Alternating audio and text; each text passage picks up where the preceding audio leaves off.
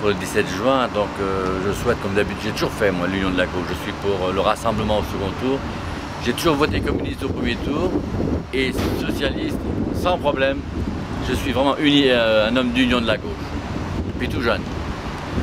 Et aujourd'hui, bien sûr, il y a plus de raisons que jamais de voter pour un député de gauche pour notre circonscription. D'abord parce qu'il n'y en a jamais eu. Le Pays d'Auray et la circonscription n'a jamais eu de député de gauche. Ce serait quand même formidable pour le Morbihan, qui a élu 3 sénateurs il n'y a pas si longtemps, avec beaucoup de votes positifs pour la gauche, donc des élus du Pays d'Auray.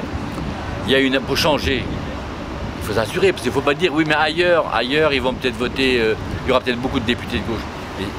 Ce n'est pas un argument, parce que c'est prendre beaucoup de risques. Ils peuvent le dire à Vannes, ils peuvent le dire ici et ailleurs. Donc il faut que chacun comprenne que ça dépend de chacun, cette affaire-là. Pour gagner collectivement, il faut que chacun ait ça en tête et qu'il aille voter. Tous ceux qui veulent le changement, même si ceux qui veulent comme moi plus de changement que ce qui est prévu par François Hollande, eh bien ça a un premier pas qui est attendu. Pour toutes les questions que se posent les gens, les attentes fortes en matière de logement, pour l'école est prioritaire, je suis d'accord avec François Hollande là-dessus. Il a eu raison d'appuyer beaucoup sur cette question-là. Parce que c'est le début d'un parcours de vie. Et interdire aux enfants de moins de 3 ans d'aller à l'école maternelle, ça j'ai trouvé très, très grave. Dans la Bretagne, 65% des enfants de moins de 3 ans étaient scolarisés jusqu'à il y a quelques années. Et aujourd'hui, on est tombé entre 15 et 20%. Ça a permis de supprimer beaucoup de postes, malheureusement, tout en surchargeant beaucoup de classes de l'élémentaire et ensuite dans les collèges également et les lycées. On a fait des économies sur l'avenir de notre jeunesse.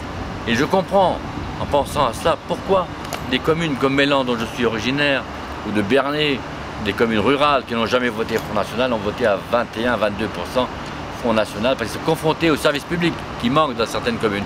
L'éloignement des services publics, des équipements sportifs et culturels, l'éloignement également du besoin élémentaire que c'est l'alimentation. Un jour, je suis passé à Priziac, il faut connaître, canton du Fawet. Eh bien, il n'avait plus de pain parce que le dépôt était fermé, il fallait trouver un successeur. Vous imaginez un peu le nombre de kilomètres qu'il faut faire pour aller chercher son pain et le journal, par exemple, et les autres produits de grande nécessité, de première nécessité. Donc je comprends qu'il faut travailler sur l'aménagement du territoire, assurer des dotations aux communes, ce que n'a pas fait Sarkozy, qui nous a mis à mal. Alors que du temps de Jospin, on avait un pacte de croissance, nous avons connu non pas le pacte de stabilité, mais de l'instabilité et de la réduction des moyens. Donc il n'y a que des raisons de voter pour Nathalie Magrèze le 17 juin. Il faut sans réserve, même l'extrême gauche, bien sûr, et ceux qui sont abstenus, les jeunes en particulier, qui ne sont pas allés voter massivement, eh bien le 17, il faut qu'ils aient rendez-vous avec l'avenir. Merci Michel de Scornac, sénateur du Morbihan.